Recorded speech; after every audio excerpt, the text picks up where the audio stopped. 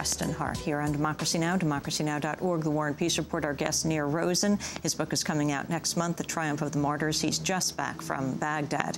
As we turn now, with the crackdown on the Mahdi army last week came increasing reports of U.S. airstrikes killing Iraqi civilians. These are the voices of Iraqis following 3 recent U.S. attacks in Hilla, Tikrit, and Baghdad. What is the reason behind attacking us? We did not fight them or attack a police center or military base. We did not threaten anyone or participate in demonstrations. No military actions in our area. Those are 5 members from my family whom I should recognize. It was so hard for me to recognize them as the bodies were charred. This is the American democracy.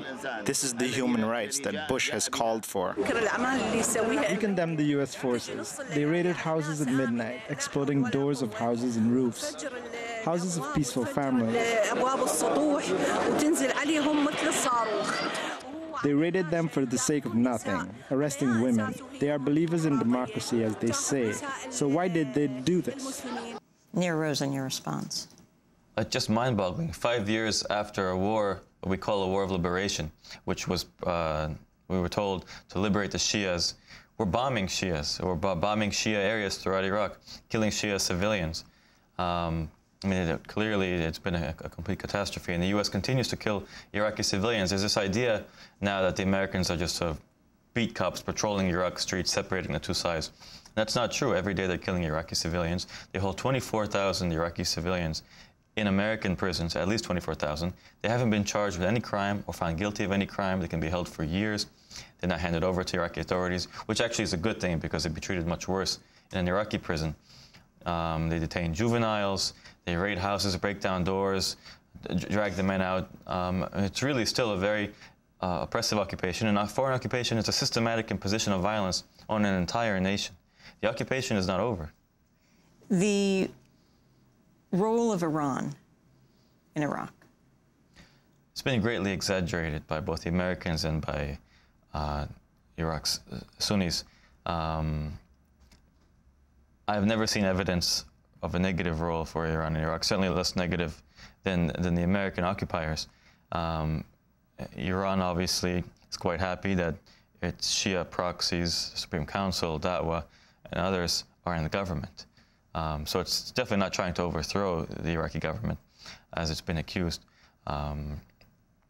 But I don't view it as being a major backer of the militias. The Shia militias, I think certainly the Americans are more significant backers of the Shia militias because they've always been in an alliance with the Supreme Council, whose Badr militia is one of the main actors in the Iraqi security forces. And Sunnis throughout the Arab world like to accuse all Shias of being Iranian. So in Lebanon, where I live, you hear Sunnis saying Hezbollah are Iranian agents. You hear President Mubarak of Egypt calling Shias 5th columnist for Iran. You hear King Abdullah of Jordan talking about a Shia crescent and also promoting these conspiracy theories about Iranians trying to take over the Sunni world. I want to ask you about the presidential candidates and the Iraq occupation. Speaking on the 5th anniversary of the invasion, Senator Clinton seemed to sum up the view of the Democratic leadership that Iraqis should take responsibility for themselves now that the U.S. has given them what she called, quote, the precious gift of freedom. I have been outlining plans as to what we can and must do to begin bringing our sons and daughters home. I am convinced that we can start within 60 days and do it in a responsible and careful manner, recognizing that the Iraqi government has to take responsibility for its own future, that we have given them the precious gift of freedom, and it is up to them to decide whether or not they will use it. But we cannot win their civil war. Hillary Clinton, Senator Barack Obama, and John McCain. And you've been in Baghdad. Have you been following, and what have you observed? I haven't seen the precious gift of freedom in Iraq. I mean, she's just utterly contemptible. And the Democrats in general are, because they've been blaming the Iraqis. I mean, we know that the Republicans are despicable, that this is their war. But the Democrats have also been blaming the Iraqis. The Iraqis have to choose freedom. The Iraqis have to step up to the plate. The Iraqis were demonstrating for elections in April 2003. I was there, and many of the journalists saw this as well. We denied them freedom. We denied them sovereignty. We denied them their own government. We imposed a series of dictators on them. Garner, Bremer, Alawi. We created a civil war in Iraq, or at least we caused it. Iraq, a country that had never experienced a civil war. We did that to them. This isn't like Rwanda, where we can just say this Hutus and Tutsis were killing each other. We had nothing to do with it. We did this to Iraq. A precious gift of freedom. There's freedom to kill whoever you want. There's freedom for militias. The Americans certainly aren't agents of freedom in Iraq. They've arrested tens of thousands of Iraqis. They've killed thousands of Iraqis. They've empowered militias in Iraq. There's no Iraqi government. When she says that the Iraqi government has to step up, there is no Iraqi state. It provides no services. You have various militias in charge of various ministries. They're weak. No electricity, no power, no security, no health services. It's a failed state. It's Somalia with different militias controlling different areas. Nir Rosen, we're going to leave it there. I want to thank you for being with us. Freelance journalist, fellow at New York University's Center for Law and Security.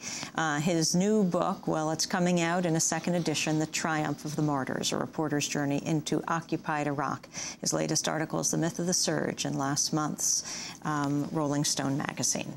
This is Democracy Now!, democracynow.org, the War and Peace Report. I'm Amy Goodman. We're broadcasting on over 650 stations on Pacifica and NPR and low-power FM and college and community radio stations, on public access TV and PBS TV stations, and both TV satellite networks. We're on Dish